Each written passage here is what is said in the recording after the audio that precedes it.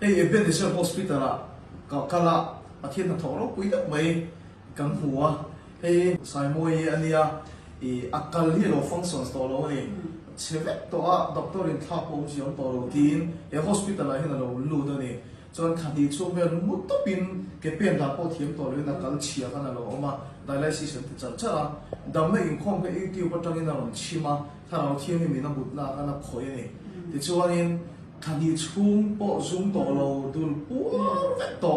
i kal functions to lo kha i pathian in chople chi na ti tawa chu mi san chu bucket chan ve ve kha zum na na ni chon atuk zinga han kal kha zir chople ta kal thiam to lo kha e chon hospital a kha nuwa kal katama ni ka zum ni ti ma lo kha alu tira kal 99% 99.9% che to kha chu mi adam atang chuan an test ya kal kha normal le to ni chu ro pui mai chu pathian na tho i alo ton tha na kha ni china kha mi khila hai lo in check up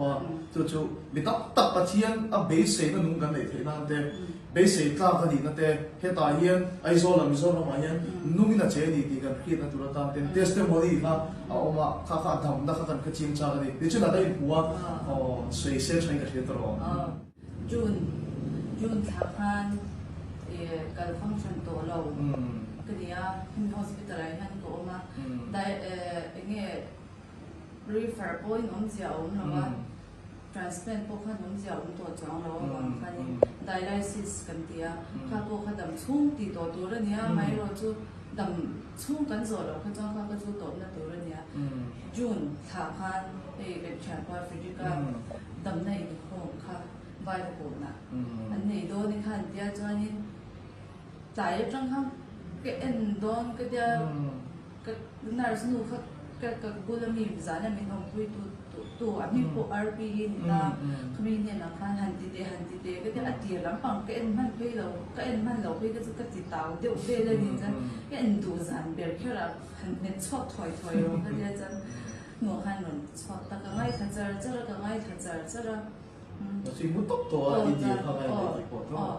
Inga moni tak khatsu ka don ve chu ka ringa ni chan ka taksa po ka tanga ka rui athu sei lai khan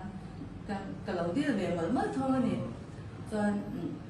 asar mo na zowa chu min hu kan han ka mun na ve kha fa te han farmer sak zo khan khoi takin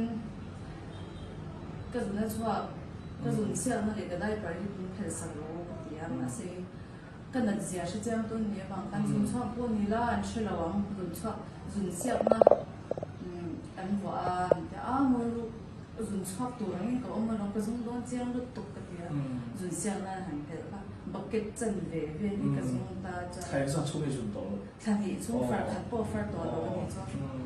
ka du te par pha cha ka chan he enge ka ke tin te khami thi sen kal ber function lo ka chu ka ke tin te ka ku tin te khat lak chắc này chan cần dùng bucket chân về cái số nụ khan cái mà anh ta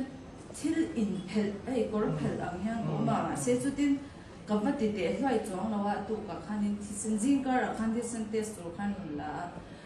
anh test result khan mình là chỉ làว่าcái doctor robot rồi khan sai cái function này ở normal thì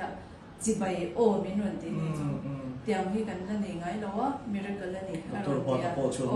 lo nó tụi bạn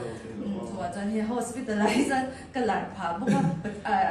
bắt chiang phá ô đi bốc ao về lo ao về ra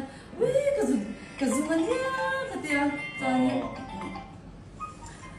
cái ông quý tập bốc han mình lo mình nuôi nó sơ lụt tụi cái han cái bear chat to cái cho nên function to cái cho nên joint is the very pathian in the khan ata to khan normal so ti ro bai ni a hian